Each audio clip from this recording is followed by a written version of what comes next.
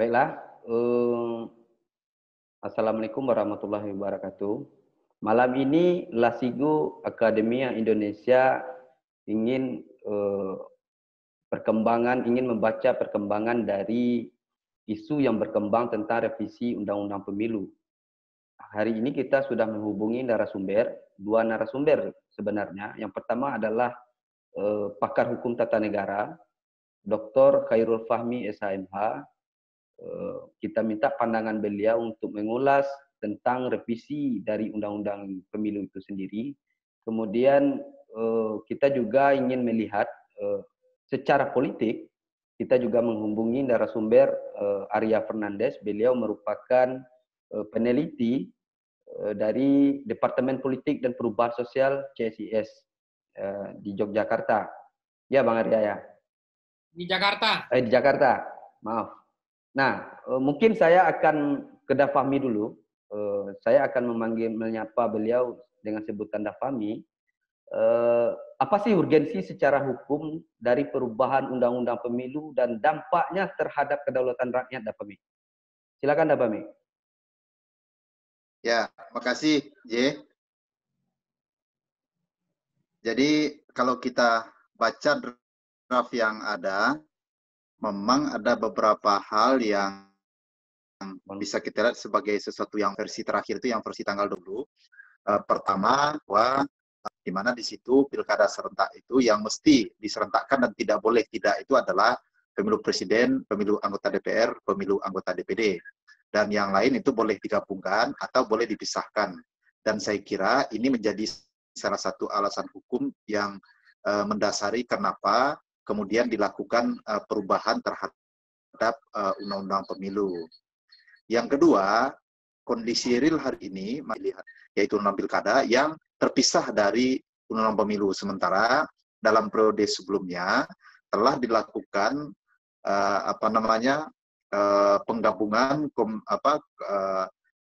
kombinasi antara Undang-Undang Pemilu anggota legislatif dengan pemilu presiden dan wakil presiden dan juga pemilu penyelenggara pemilu. Saya kira beberapa undang-undang yang sudah digabung itu akan menjadi lengkap dan akan semakin bisa dijadikan satu rujukan untuk melaksanakan semua pemilu dengan menggabungkan menjadi satu undang-undang. Saya kira dalam perspektif hukum, dua hal itu yang bisa atau dijadikan dasar untuk kemudian melakukan perubahan terhadap undang-undang pemilu yang ada hari ini. Saya kira begitu, J. Oke, Dafahmi. Secara politik bagaimana, Bang Arya? Mungkin kita ingin lihat dulu perkembangan risetnya atau mungkin berbasis data sebenarnya untuk melihat perkembangan politik itu, Bang Arya. Baik, terima kasih Uj. Jadi pembahasan revisi Undang-Undang Pemilu itu sampai hari ini perkembangannya sangat dinamis sekali. Sejak draft itu diusulkan menjadi salah satu undang-undang inisiatif DPR, namun belum ada, itu diusulkan masuk dalam program legislasi nasional dan ditargetkan menjadi program prioritas di pembahasan revisi undang-undang di tahun 2021. Nah, namun perkembangannya saat ini DPR belum melakukan rapat paripurna terkait apakah draft inisiatif itu akan masuk prolegnas dan akan masuk prioritas tahun 2021. Ya. Dan kalau kita lihat dalam beberapa hari ke depan DPR akan melakukan reses dan kalau tidak diambil keputusan apakah itu akan ditetapkan sebagai program prioritas tahun 2021, mungkin DPR akan membahasnya kembali di Maret. Nah, tapi perkembangannya lainnya adalah beberapa partai hari ini mulai menunjukkan perbedaan sikap ya. Misalnya terutama terkait dua isu ya. Isu yang pertama adalah karena undang-undang ini adalah kompilasi antara beberapa undang-undang, terutama undang-undang pemilu dan undang-undang pilkada, di mana dalam draft tersebut juga dimasukkan soal revisi Undang-Undang 10 tahun 2016 tentang pilkada ya, yang digabungkan dalam satu draft paket kompilasi undang-undang. Nah, namun beberapa partai belakangan muncul di undang-undang tersebut kan ada beberapa pasal yang dirubah, terutama soal desain keserentakan. Di Undang-Undang 10 tahun 2016 itu kan keserentakannya dilakukan setelah bertahap di tahun 2015, 2017, 18, 20 dan kemudian setelah 2020 didesainlah bahwa pilkada serentak nasional akan dilakukan di tahun 2024, yaitu pada bulan November, yang sekitar 7 bulan setelah Pilpres dan Pileg dilaksanakan. Namun beberapa fraksi itu mengusulkan akan dilakukan normalisasi. Normalisasi artinya melakukan penahapan ulang pilkada, di mana jadwal pilkada tetap mengacu pada periode masa jabatan 5 tahun. Artinya, menurut draft undang-undang tersebut, pilkada akan dilaksanakan kembali pada tahun 2022, kemudian 2023, baru kemudian di akhirnya pada sekitar tahun 2027 akan dilakukan pilkada serentak nasional. Nah, tapi terhadap isu ini beberapa partai terbelah ya. Nah, beberapa sejak pemerintah atau presiden mengumpulkan beberapa sekjen partai mengumpulkan beberapa sekjen partai itu konstelasi berubah ya. Konstelasi berubah, beberapa partai-partai besar misalnya PD Perjuangan, kemudian Partai Golkar dan Gerindra dan beberapa partai menengah seperti PKB itu menolak dilakukan normalisasi. Artinya pilkada tetap dilakukan secara serentak di tahun 2024. Nah, tapi beberapa fraksi lainnya, terutama fraksi-fraksi menengah, misalnya Nasdem ya, Partai Demokrat ya, itu mendorong agar dilakukannya normalisasi. Artinya pilkada akan dilakukan di tahun 2022 dan 2023. Nah, apa yang terjadi hari ini adalah pertama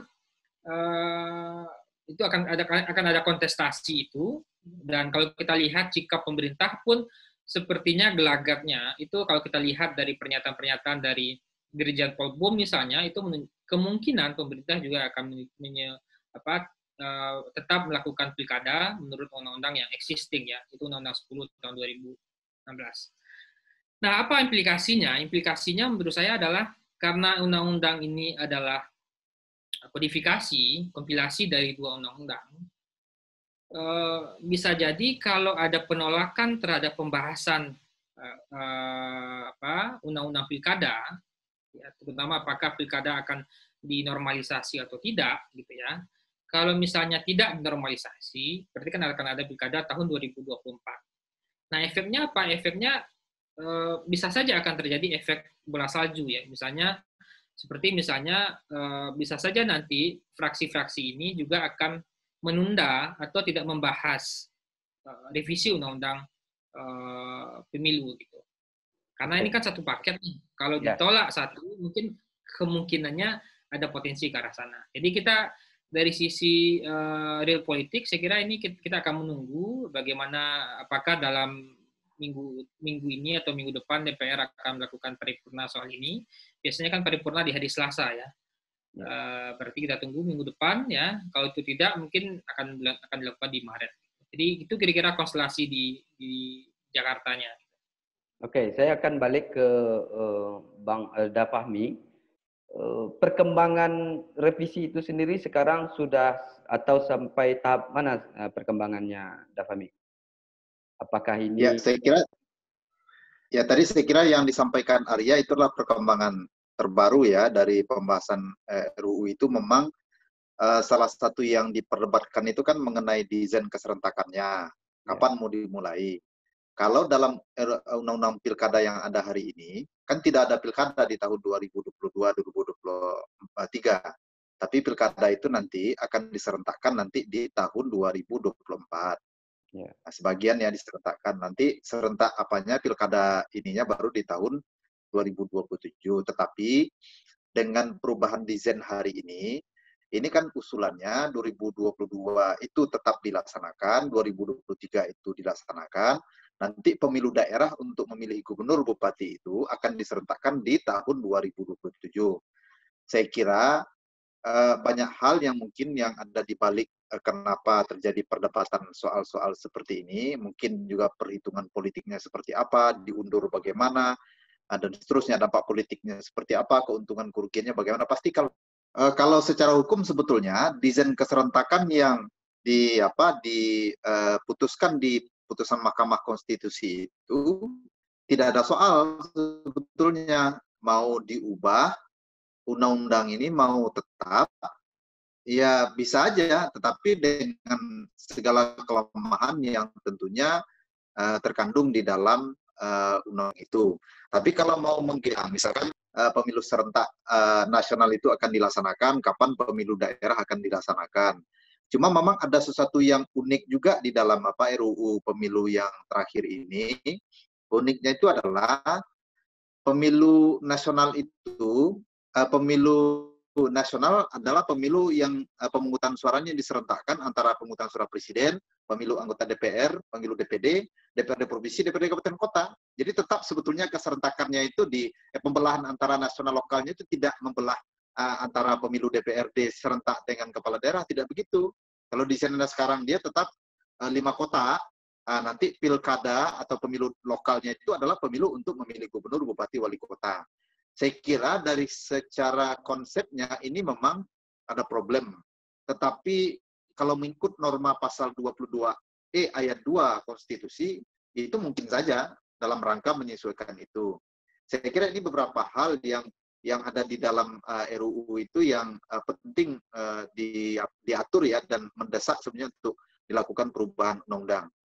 Dan kalau alasan lain barangkali soal ambang batas, saya kira tidak ada perubahan ya, ambang batas pencalonan. Yang ada perubahan sedikit itu adalah ambang batas parlemen, menaikkan jadi 5%. Saya kira ini salah satu isu yang barangkali juga kalau akan berlanjut ke perubahan, ini akan panas ya, karena tentu isu menaikkan ambang batas parlemen jadi 5% ini juga berbahaya sebetulnya untuk konteks proporsionalitas keterwakilan di DPR. Ya, saya kira itu. Mungkin oke dah. Saya akan lebih bertanya lebih lanjut soal dengan adanya produk atau revisi dari Undang-Undang Pemilu ini, perkembangan demokrasi kita, apakah ini akan menjadi sesuatu kematangan demokrasi atau bagaimana, Dapami? Atau bagaimana kita menempatkan kedaulatannya dari revisi undang-undang itu sendiri? Silakan, Dapami. Ya, kalau konteks kedaulatannya sepanjang pemilu dilaksanakan sesuai dengan prinsip-prinsip yang itu diatur dalam konstitusi, tidak ada masalah. Cuman kan memang ada efek-efek lain dari proses kontestasi yang berjalan ya, apalagi soal presidensial threshold yang hari ini di RUU Pemilu kan tetap diadopsi sesuai sebagaimana sebelumnya sudah diatur ya. Saya kira ini memang kalau dilakukan perubahan ini penting untuk ditinjau ulang. Karena kalau kita baca risalah perubahan konstitusi, khususnya dalam pembentukan pasal 6 yang mengatur bahwa pencalonan presiden dan wakil presiden diajukan oleh partai politik atau gabungan partai politik, itu memang desain konstitusi itu menghendaki supaya pemilu presiden itu diserentakkan dengan pemilu anggota DPR dalam rangka juga untuk menentukan siapa bakal calon yang akan dipilih dalam pemilu presiden. Nanti baru putaran kedua itu baru menentukan siapa dari 2 calon peraih suara terbanyak dalam proses pemilu putaran pertama itu yang akan dipilih jadi presiden. Jadi desain konstitusi itu di pasal 6A itu sebetulnya yang pemilu presiden itu pemilu putaran kedua. Kalau pemilu putaran pertama itu yang serentak dengan DPR itu lebih kepada pemilu dalam rangka untuk menentukan siapa calon. Jadi sebetulnya itu konstruksi pasal 6A itu kalau kita baca dari risalah pembentukan pasal 6 itu. Tapi hari ini desain kebijakannya tidak ke sana. Pemilu presiden itu 1 putaran, sehingga dengan desain menaikkan angka ambang batas. Makanya efek dari kebijakan yang tidak tepat inilah yang kemudian memunculkan kontestasi yang kemudian memperhadapkan satu calon dengan yang lain dalam waktu yang sangat panjang, sehingga tingkat kerawannya sangat tinggi sekali. Dan saya kira ini cukup berbahaya untuk perkembangan demokrasi kita kalau tidak segera ditinjau ulang. Kalau saya lebih pada soal kalau ingin tetap demokrasi kita sehat, pemilu kita sehat, ya barangkali yang salah satu poin terpenting yang harus diulang itu adalah ambang batas pencalonan presiden. Biar saja siapa calon presiden itu ditentukan oleh rakyat, cukup partai, masing-masing partai peserta pemilu ajukan siapa calon presidennya, nanti biar rakyat menentukan siapa calon presiden. Cuma, kalau kebetulan calon presiden itu dalam pemilu pertama itu ada yang memperoleh suara lebih dari 50% yang sebarannya sesuai di pasal 6A ayat 3 misalkan, baru dia ini jadi bonus, dia dapat bonus dia untuk cukup satu kali putaran. Kalau enggak, iya pemilu kedua untuk menentukan siapa calon presiden. Gitu. Oke. Terima kasih Dapami. Mungkin saya ke Bang Arya. Kira-kira dengan perubahan atau revisi dari Undang-Undang Pemilu ini, dengan atau kita katakanlah tertundanya pemilihan untuk 2022 ini, kira-kira bagaimana dampak atau positif negatifnya dari perkembangan politik, Bang Arya? Silakan Bang Arya. Baik, Jack. Jadi saya kira gini ya, kita sering melakukan electoral reform ya sejak tahun 99 ya, dan saya melihat beberapa kali dilakukan electoral reform itu tidak membawa banyak perubahan yang berarti, terutama pada beberapa aspek ya. Yang pertama adalah soal aspek, kalau kita lihat kan electoral reform itu kan harusnya memberikan efek pada terjadinya perubahan perilaku aktor atau peningkatan kualitas caleg terpilih ya. Nah, tapi kalau kita lihat kan output dari beberapa electoral reform itu kan nggak berhasil membuat anggota DPR-nya semakin representatif, semakin dekat dengan publik gitu ya. Kualitasnya juga semakin membaik gitu ya, tingkat representasinya semakin bagus, juga terjadi modernisasi di partai politik gitu ya, partainya semakin kuat, partai ID-nya semakin naik gitu ya. Nah tapi kan itu nggak terjadi di kita gitu ya. Dan kalau kita lihat beberapa utak-atik dalam revisi Undang-Undang Pemilu itu kan banyak pada aspek-aspek teknikalitis ya. Misalnya soal berapa ambang batas parlemen, berapa ambang batas pencalonan, segala macam. Memang beberapa aspek teknis itu memang punya efek juga pada perubahan. Misalnya kalau desain distrik magnitude-nya semakin mengecil, mungkin representasi caleg dengan pemilih semakin dekat gitu ya. Ada beberapa hal lainnya gitu. Nah, tapi dalam beberapa hal belakangan ini saya belum melihat bahwa electoral reform itu membawa perubahan pada aspek kualitas gitu ya.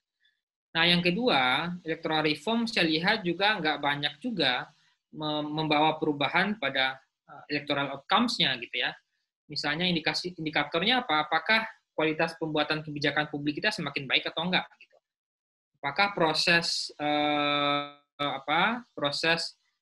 check and balance dengan pemerintahnya terjadi atau enggak gitu ya. Nah, begitu juga pada aspek-aspek lainnya gitu ya. Jadi memang ini pekerjaan yang mudah gitu ya. Dan begitu juga di aspek pilkadanya ya. Di aspek pilkadanya juga ada beberapa perubahan yang terjadi ya. Tapi secara umum mungkin perubahan itu tidak di-drive karena dari sisi perubahan dari sisi kebijakan pengaturan soal pilkada gitu ya. Nah, dan hari ini kalau kita lihat itu kan tantangan daerah kita ini kan semakin kompleks ya. Misalnya daerah-daerah sekarang mulai beralih menjadi daerah urban. Ketika terjadi daerah urban itu ada kemacetan, ya, banjir, tumbuhnya daerah kumuh, akses kepada air bersih, gitu ya, kemudian pemukiman kumuh juga dan lain sebagainya. Infrastruktur terjadi, gitu ya. Daerah-daerah kita bergerak dari daerah urban ke daerah rural, dari daerah rural ke daerah urban. Belum lagi soal aspek tata kelola pemerintahan. Itu pada aspek bagaimana kepala daerah menangani pandemi yang semakin menjadi. Nah, seringkali yang dilakukan itu adalah pada aspek pengaturan soal pencalonan gitu. Nah, harusnya menurut saya ke depan revisinya harus diperketat pada aspek bagaimana regulasi soal standarisasi pencalonan itu berhasil membuat orang-orang yang ingin mendaftar ke partai untuk dicalonkan atau maju melalui calon perseorangan, dia memang qualified gitu. Ketika dia terpilih menjadi kepala daerah, dia memang punya kapasitas gitu ya untuk memimpin gitu. Jadi stressing pada aspek rekrutmen dan standarisasi pencalonan itu saya kira mungkin juga aspek penting harus diperhatikan ke depan kalau misalnya DPR melanjutkan pembahasan revisi Undang-Undang Pemilu ini. Itu, Jay. Oke, mungkin saya ke Fahmi dulu ini. Sepertinya menarik, artinya dari statement Bang Arya mengatakan bahwa revisi mestinya untuk mempertimbangkan yang lain. Bagaimana Pak Fahmi melihat dari kasus revisi undang-undang itu sendiri, apakah betul revisi itu hanya membahas soal pencalonan tanpa pertimbangan yang lain, Fahmi? Silakan, Fahmi. Ya, gini, yang dikatakan Arya tadi benar. Selama ini memang pembahasan undang-undang pemilu itu hanya untuk aspek-aspek yang itu sangat politis. Untuk aspek-aspek yang sifatnya itu adalah untuk memperbaiki tata kelola pemilu, meningkatkan kualitas hasil pemilu, itu sebenarnya enggak sama sekali ya, bisa dikatakan sama sekali tidak menjadi perhatian. Saya bisa tunjukkan beberapa bukti tidak ada perhatian soal bagaimana memperbaiki tata kelola pemilu ya. Misalkan dalam konteks penegakan hukum, dari dulu itu ke itu aja pengaturannya. Padahal di pemilu ke pemilu terjadi masalah karena aturan itu besok ubah undang-undang pemilu, aturan yang dirujuk di sebelumnya masih itu juga. Itu terjadi. Lalu juga perbaikan-perbaikan untuk kualitas misalkan ya. Saya dalam penelitian saya juga ke arah situ ya, bahwa mestinya untuk menjamin kualitas ataupun meningkatkan kualitas hasil pemilu itu, hak memilih, hak dipilih itu harus diperketat. Jadi dari aspek kualitas orang, dari aspek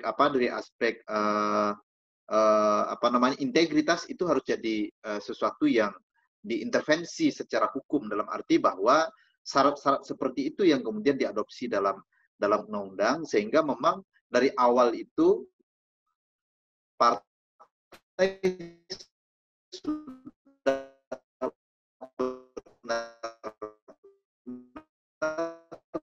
mengajukan orang atau konfirmasi itu sudah selesai, sudah siapa di antara orang-orang ini. Jadi rakyat itu tidak dibebani melulu tentang harusnya kan masyarakat yang milih siapa siapa yang berkualitas, siapa yang bisa mewakili kepentingan rakyat, siapa yang punya integritas, siapa yang punya komitmen. Nggak bisa, karena dengan situasi seperti sekarang itu mungkin rakyat itu screeningnya harus diperketat di partai ya.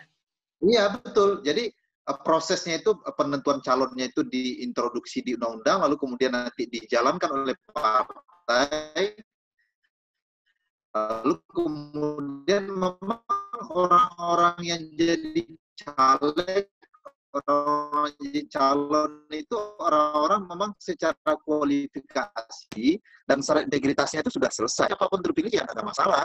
Maka jangan kalau salah lalu rakyatnya yang disalahkan. Padahal yang menyuguhkan calon itu kan partai. Kita tahu bahwa semua orang, setiap orang punya satu suara. Dan kita tahu bahwa indeks pembangunan manusia, kualitas manusia masing-masing pemilih itu kan beda-beda. Dan tidak semua juga masyarakat itu orang yang paham masalah. Tidak semua juga mereka itu yang mungkin kerjanya setiap hari ke sawah, tiap hari ke pasar, berjualan, tidak peduli, tidak ada perhatian. Memang untuk mereka hanya memikirkan nasib mereka sendiri, makan aja sehari udah cukup, ya apalagi ngapain mereka harus memikirkan sesuatu yang dalam anggapan mereka tidak akan punya dampak langsung ya. Jadi mayoritas masyarakat kita kan seperti itu. Sehingga harusnya mereka itu disuguhi calon-calon yang memang dalam tanda petik yang tadi itu sudah dianggap selesai. Dan ini kan sebuah perbaikan desain kepemiluan yang tidak melulu ke soal-soal politik partai politik saja, tapi juga bicara tentang bagaimana pemilu itu juga didesain untuk meningkatkan kualitas hasil. Saya kira arahnya mesti ke sana. Harapan kita saya kira ke situ ya. Jangan lagi sekedar bahas ambang batas calon presiden saja, lalu nanti pas pembahasan undang ada lima isu prioritas. Paling itu berputar antara presidensial threshold, ambang batas parlemen, kemudian syarat verifikasi partai politik, yang kayak gitu aja yang hanya berkenaan dengan kepentingan praktis peserta pemilu. Sementara yang lain soal perbaikan arah kualitas, perbaikan tata kelola, perbaikan penegakan hukum yang betul-betul menunjang untuk berkualitas pemilu itu tidak menjadi perhatian dalam pembahasan RUU Pemilu. Saya kira mesti ke situ diarahkan ininya, desakan untuk mengubahnya untuk kepentingan pemilu. Oke, Dafami. Mungkin ini untuk sesi terakhir, kita mungkin tidak terlalu lama untuk berdiskusi soal ini, Dafami dan Bang Arya. Saya minta pandangan dari Dafami secara hukum. Kira-kira mestinya untuk pelaksanaan dari pilkada ini seharusnya seperti apa pandangan Dafami?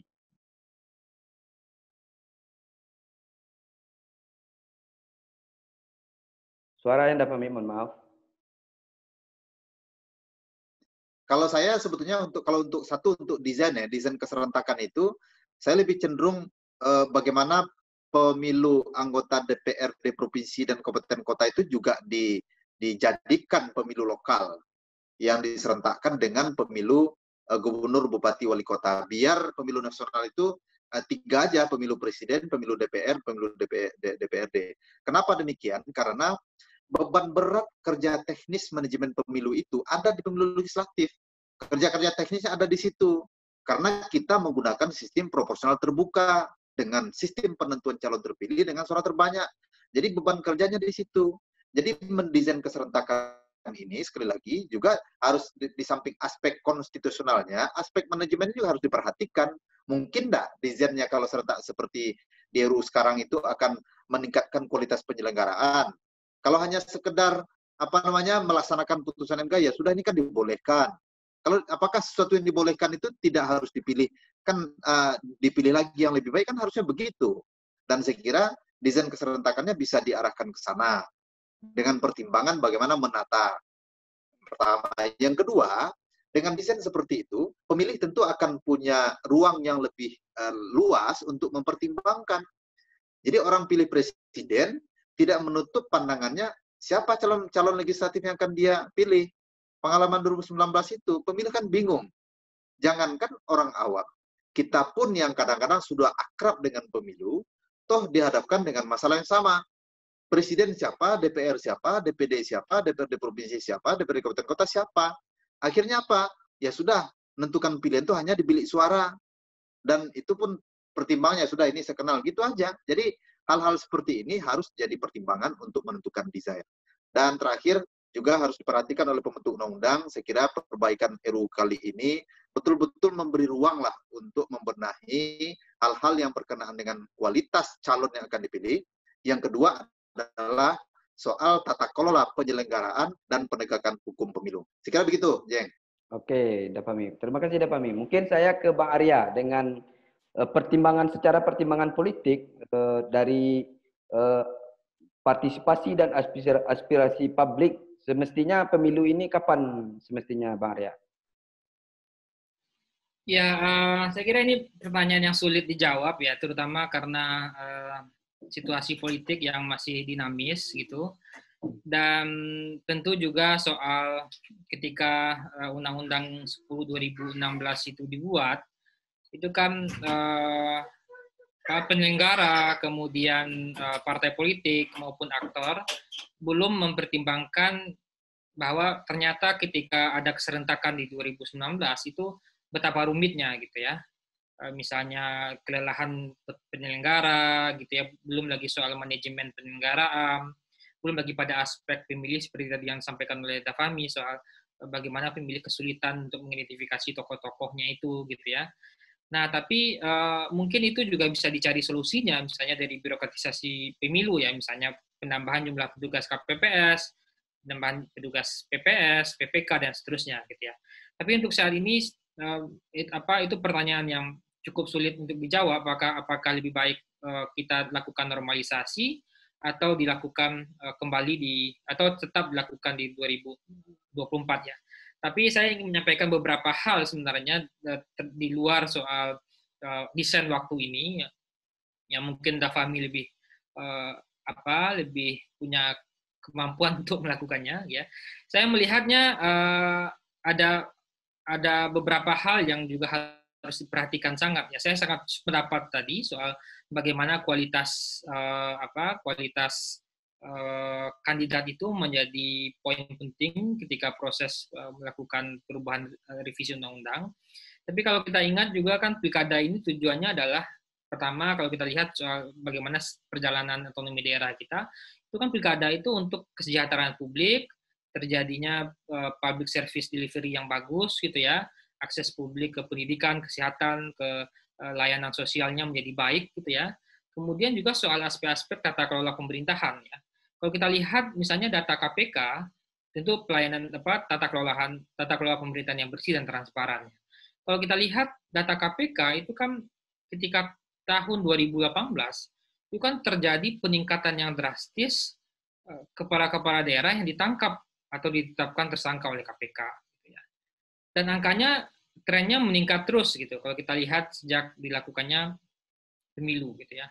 Salahnya mungkin juga bukan di pemilunya, tapi bagaimana soal governance-nya yang diperbaiki gitu ya. Kan ada juga orang mengambil jalan pintas. Ini ada korupsi yang besar di era pemilihan langsung. Nah, kemudian muncul argumen-argumen kayaknya kita harus balikin ke DPRD.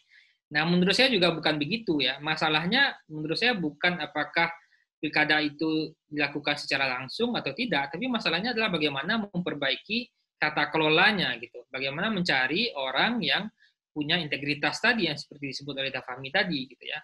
Nah, kalau itu bisa didesain dengan bagus gitu ya. Nah, mungkin kita tantangan-tantangan yang semakin rumit ke depan bisa kita atasi gitu ya. Nah, yang kedua saya ingin sampaikan juga bahwa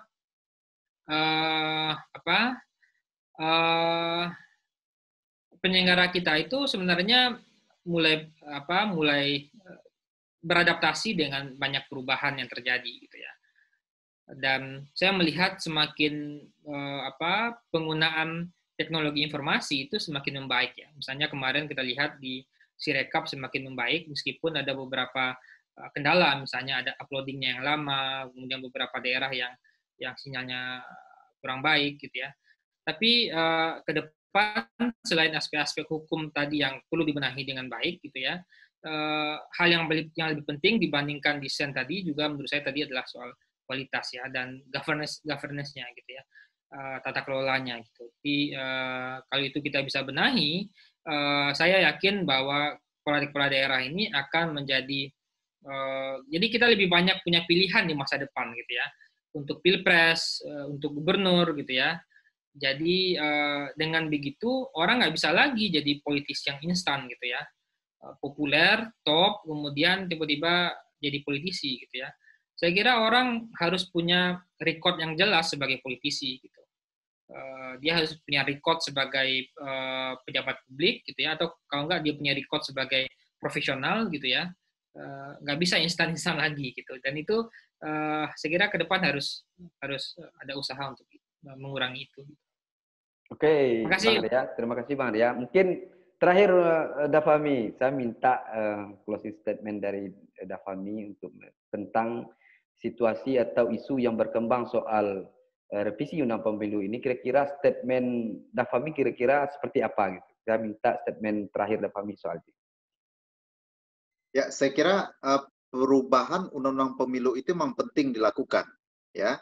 Satu, untuk membenahi beberapa aspek berhubungan dengan sistem, termasuk di situ soal kebijakan ambang batas. Yang kedua adalah berkenaan dengan pentingnya menata regulasi pemilu, yaitu menggabungkan undang pilkada ke undang pemilu untuk memberikan kepastian dan juga kesetaraan proses antara pemilu presiden, wakil presiden, DPRD provinsi dengan kepala daerah. Dan yang ketiga adalah penting revisi ini untuk membenahi beberapa hal-hal berkenaan dengan tata kelola penyelenggaraan pemilu dan juga aspek-aspek berhubungan dengan penegakan hukum pemilu. Karena mekanisme penegakan hukum pemilu adalah salah satu mekanisme penting untuk menjamin pemilu itu bisa berjalan dengan adil atau tidak. Makasih, C.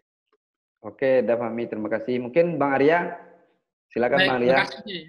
Nah, terakhir ya, saya kira, jadi saya melihat kita beberapa kali melakukan perubahan undang-undang pemilu ya, tapi outputnya kita nggak berhasil dapatkan dengan baik. Ya. Saya kira mungkin yang perlu dibenahi adalah aspek hulunya. aspek hulunya itu yang selama ini jarang kita benahi ya, yaitu soal bagaimana kita melakukan reformasi kepartaian. Ya. Dan kalau kita ingatkan sejak tahun 2012 kan belum pernah ada dilakukan revisi terhadap undang-undang partai politik.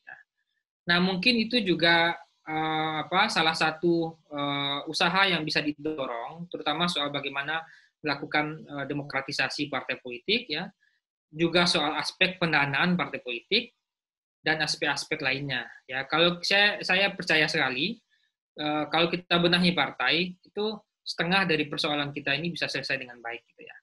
Karena kalau kita lihat ini banyak institusi negara sudah berubah menjadi lebih baik, gitu ya. Militer melakukan reformasi, TNI, polisi melakukan reformasi, gitu ya. Kita juga berharap partai ini melakukan juga reformasi. Dan saya sangat percaya di internal partai banyak SDM-SDM yang berkualitas dan banyak politisi yang punya punya semangat perubahan, gitu ya. Dan kalau partainya berbenah dan semakin dekat dengan publik, saya kira itu akan semakin baik bagi kematangan demokrasi kita. Terima kasih, Terima kasih, Bang Arya. Mungkin itu diskusi kita malam ini. Mungkin lain waktu kalau seandainya kebutuhan Lasigo Akademia Indonesia ingin menggali lebih lanjut dari perkembangan revisi Undang-Undang Pemilu ini, mungkin kita bisa menghubungi Dafahmi, kemudian juga Bang Arya. Terima kasih. Selamat malam, Dafahmi. Selamat malam, Bang Arya.